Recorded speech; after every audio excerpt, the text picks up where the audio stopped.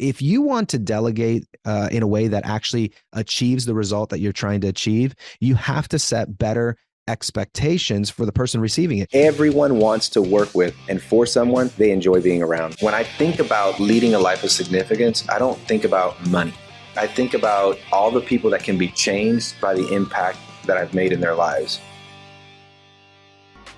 If you want to grow as a leader, the most fundamental thing that you have to do is become skillful at the concept of delegation. Delegation, it's a very tricky word, especially if you work in the corporate world, because all too often people don't know how to delegate, or they don't know how to receive delegated duties. And so they many times don't execute correctly. And today I want to profile why delegation becomes difficult and how you can overcome those difficulties in delegation so that you can be a better operator, a better owner, a better entrepreneur, a better law firm owner. And here's the concept of delegation, and this is something that I teach a lot of our staff, is that delegation is the ability to place the authority on someone else for them to act on your behalf. And so when I think about delegating a task, let's say I delegate the project to one of my assistants, my operations assistant, and I give them a project and I say, this is your project. I've delegated this project. What I'm really asking my operations assistant to do is to work on my behalf for my benefit, for the benefit of the organization.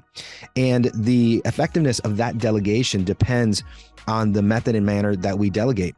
It depends on the instructions that we give. It depends on the way that we communicate what needs to be done in that moment and at what time it needs to be taken care of. And so if you want to become a master leader, if you want to become a leader that can actually get people to do things that you want them to do, you have to become a master delegator. And when I'm asked routinely, I go on an interview or I have a speaking engagement, I'm asked what makes me a great leader or what makes me a great operator, because I consider myself more of an operations person. And that is that I have the ability to move people to act on my behalf. That is the key to delegation. And so if you want to get people to move on your behalf, you have to have a relational component. You have to have a logical component. You have to be able to provide some sort of pathway for them to see. There's actually a book by Chip and Dan Heath, I believe, that talks about this very concept. But you have to be able to move people emotionally and logically so that they can work on your behalf, so that they see that their best interest is in fact being served by doing the work that you're asking them to do. So what is one of the reasons that people don't delegate well, or don't are not capable of getting someone else to work on their behalf? I believe it's because of unclear expectations. And this is a really big problem, especially in the corporate world. We'll tell somebody, hey, go do this, but we don't actually define the expectations. What are the parameters? What are the boundaries? What are the things that you have to accomplish? What does success look like? And if you want to delegate in a way that actually achieves the result that you're trying to achieve, you have to set better expectations for the person receiving it, because the person receiving it is not in your head. They don't think like you. They don't think about things the way you do, and they absolutely don't know what you're thinking. And so we make a mistake and I think the mistake is the assumption that if I delegate something, that the words that I say are being received in the way that I'm saying them. And something that my dad has always taught me, he says that I'm responsible for the message and the understanding of the message. And what he really means by that, or at least what I've always thought he meant by that, was that I have the responsibility to communicate so effectively that what I'm communicating is being understood. Now, obviously, I can't be responsible for exactly how they receive it, but I should be communicating to such a degree. I should be communicating the expectations to such a degree that it's patently obvious on its face what it is that I'm asking for. And this takes time to think. You know, I heard this recently, that the ability to think and the ability to write are one and the same. And I believe if you want to be able to delegate properly, you have to be willing to write it down succinctly and asking yourself, did what I write down actually communicate the delegation that I need? Did it set the communication, the standard, the expectation? If you can't write it down, it's very likely that you're not going to communicate it properly. And if you don't communicate it properly, it's very likely that it's not going to get done the way you want it to get done. So setting unclear expectations is a real big problem in this concept of delegation. The second thing is the lack of skill or training. And that is, if we delegate something to someone who doesn't have the skill or training, it's very likely not going to get done. I think about at home. So Rachel and I, we joke because I don't do anything at the house. Okay. And I'm proud of that. I go and hire people and hire handymen and plumbers and all these people to do this work because I know that I'm not a specialist. I know that I'm not skilled or trained at it. But if she were to come to me and she would say, babe, hey, I don't want you to hire anyone to fix the pipe that's leaking underneath the ground. By the way, we had this happen in January. The pipes froze here in Georgia. There was a big frost, and we turned on the water. We did everything that we were supposed to do, but for whatever reason, the pipe still busted. It busted outside of the house, thankfully. But if she were to tell me, you need to dig that up, you need to find the pipe, you need to find the hole, and then you need to repair that, she would be delegating a task that I don't have the skill or training. And so what happens a lot of times is that we delegate things to people who do not have the skill or training to actually do the work. And then we're surprised when they can't actually accomplish what we want them to accomplish. So when we're developing a team and we're developing a group of people for which we want to delegate tasks, we need to be mindful about their skills and about their trainings. And I love this concept. It was in a book called The Coaching Habit, where it talked about how the way you get the best work out of people is you have to merge passion and skill. And so when I'm working with a team, not only am I setting clear expectations, I'm also making sure that I'm delegating the task to the most capable, skillful, and trained person, because that's going to guarantee that I get the outcome that I want to have in my business. The third thing that happens with delegation is that we don't have enough interest in the delegated task. And this goes to the passion part. And so I won't spend a lot of time on this, but you have to make sure that the people you're delegating to, especially if you're an entrepreneur, if you're a law firm owner, if you have a big team, that you're finding out who is actually interested in doing this task.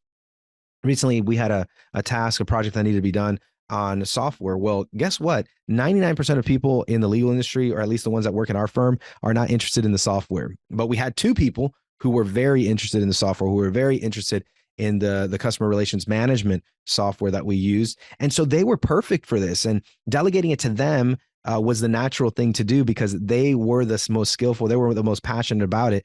And so we have to make sure that we find people who have the interest in doing the work. And that's going to ensure that you're going to delegate the best and the most properly. The next one is not understanding the why. I'm kind of conflicted about this concept of buy-in. You hear a lot of times leaders say, we need to get buy-in from people. And I have a hard time with that. I don't know why I'm responsible to make sure that every single person on my team buys in.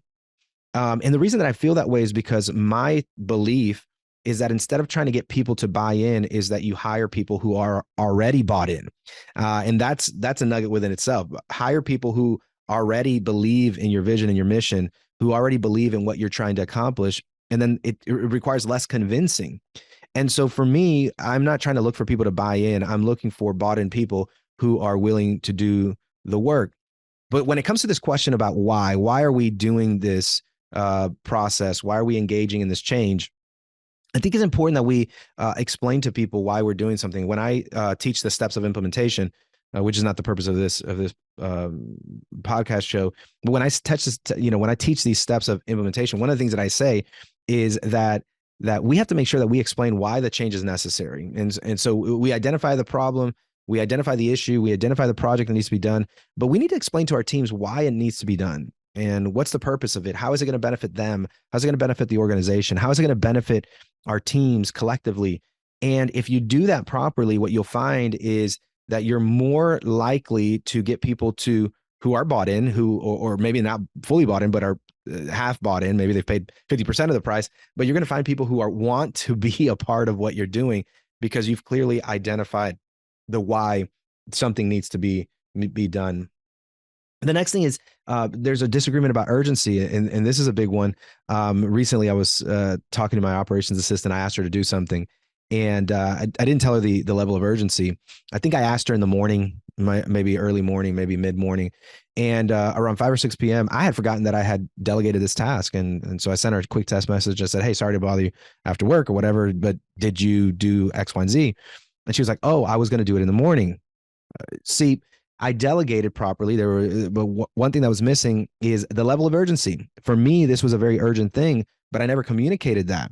And so I think we have to get better at communicating the level of urgency when we need something done. Now, this is part about setting expectations.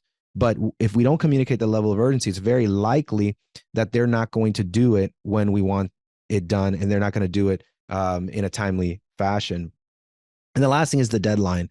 We miss the deadline. This comes to the level of urgency, but establishing a deadline of when things need to be done. When do they need to be done? What is a date that is the absolute bottom line of when something needs to be done? And I think that's really critical in delegation. And what I find is when we fail to do these things, when we fail to properly set expectations, when we fail to communicate the why, when we fail to find the right person with the skill and training, when we fail to find the person with the passion, when we don't tell people the level of urgency and we don't set a deadline, it's very unlikely that your team member, your subordinate, whoever's working for you is going to be able to accomplish what you want them to accomplish in the amount of time that you want them to accomplish. So if you want to be a better leader, if you want to be a better law firm owner, if you want to be a better operator, you have to become a better delegator. And that means you have to take the time and you have to take on the responsibility to carry the burden of communicating properly to get things done. And I promise you, if you do this and you do this right, not only will you have a team of people who are ready to work on your behalf, who are ready to execute on your behalf, you'll have a team of people who are bought in and who are excited about the business that you are building.